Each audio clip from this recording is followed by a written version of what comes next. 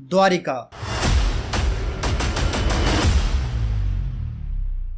एक ऐसा शहर जिसे भगवान श्री कृष्ण ने बसाया था, जो कि आज के गुजरात कहे जाने वाले राज्य में है, लेकिन जमीन पर नहीं, समुंदर के अंदर। द्वारिका के बारे में कहा जाता है कि यह पूरा का पूरा नगर समुंदर में डूब गया था। द्वारिका नगरी से जुड़े ऐसे बहुत से अनसुलझे सवाल हैं जिन्होंने आज भी वैज्ञानिकों को परेशान करके रखा हुआ है और लगातार इस नगर के बारे में रिसर्च होते ही रहती है। आज की इस वीडियो में हम भी द्वारिका नगरी से जुड़े कुछ ऐसे रहस्यों के बारे में चर्चा करने वाले हैं। दोस्तों, इतिहासकारों के अनुसार द्वारिका नगरी 9000 साल पुरानी है और आज ये पूरा का पूरा शहर समुद्र की गहराइयों में है। हिंदू धार्मिक ग्रंथों के अकॉर्डिंग श्री कृष्ण के द्वारा कंस का वध किए जाने के बाद कंस के ससुर जरासंध ने मथुरा पर कई बार आक्रमण किए, जिससे मथुरा राज्य और यहाँ के लोगों को काफी परेशानी होने लगी। जिसके बाद श्री कृष्ण ने सभी मथुरा वासियों के साथ एक नए शहर द्वारिका में बसने का फैसला किया। ग्रंथों में वर्णन है कि द्वारिका नगरी का निर्माण सिर्फ एक रात में किया गया था। श्री कृष्ण ने समुद्र देव से जमीन ली थी और विश्वकर्मा ने इस नगरी का निर्माण रातों रात कर दिया था। सोचिए, उस युग में जब टेक्नोलॉजी का नामो निशान भी नहीं था, तब पूरे नगर का निर्माण रातों रात करना सच में हैरान करने वाला था। द्वारिका नगरी इतनी खूबसूरत थी कि इसे सोने की नगरी के नाम से जाना जाता था और स्वर्ग से देवता भी यहाँ आने के बहाने ढूंढा करते थे।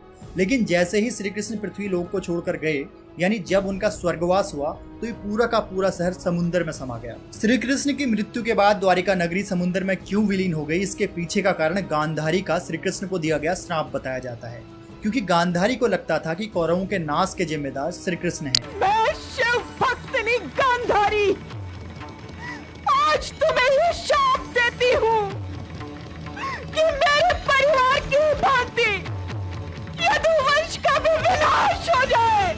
इसी श्राप ने यदुवंशियों और द्वारिका नगरी का नामो निशान मिटा दिया। इसके बाद कलयुग में सबसे पहले इस नगरी के अवशेषों को आसमान से भारतीय वायुसेना के पायलटों ने देखा।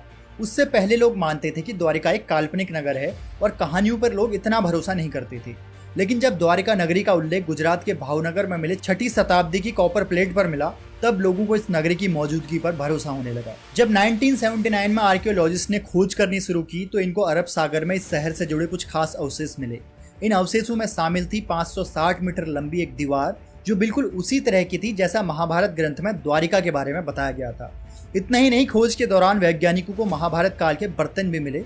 ये सभी चीजें इस बात की गवाह है कि समुद्र की गहराइयों में आज भी द्वारिका का वजूद जिंदा है। साल 2007 में भारतीय वैज्ञानिकों द्वारा समुद्र के अंदर से द्वारिका के कई अवशेष निकाले गए, जिनकी टेस्टिंग विदेशों में भी की गई, और जो टेस्टिंग के नतीजे आए उससे पता चला कि ये अवशेष लगभग 9000 साल पहले के हैं, जो कि लगभग वही समय था जिस समय महाभारत का युद्ध हुआ था। दोस्तों, केवल समुद्र में ही नहीं बल्कि जमीन के अंदर भी काफी ऐसी चीजें मिली हैं जो कि द्वारिका नगरी से जुड़ी सच्चाइयों को बयां करती हैं।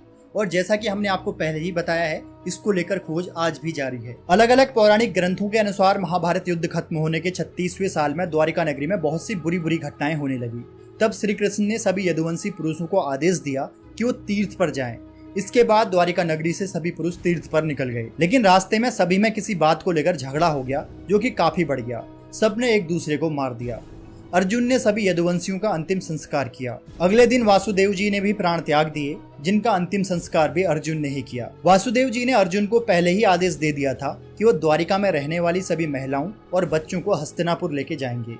इसलिए जैसे ही अर्जुन सभी महिलाओं और बच्चों के साथ नगर से बाहर आए, तो पूरी द्वारिका नगरी समुद्र में समा गई। दोस्तों, आप तो जानते ही हैं कि विज्ञान कहानियों पर भरोसा नहीं करता, वो भरोसा करता है ज्यादा से ज्यादा सबूतों पर, और इन्हीं सबूतों की तलाश आज भी जारी है। अब देखना ये होगा कि वैज्ञानिक इसको लेकर किस नतीजे पर पहुंचते हैं। दोस्तों, द्वारिका नगरी को लेकर आपका क्या मानना है, और इसके अलावा आपको द्वारिका नगरी के बारे में जो भी पता हो, नीचे कमेंट बॉक्स पर जरूर बताएं। मिलते हैं आपसे अगली वीडियो में। नमस्कार।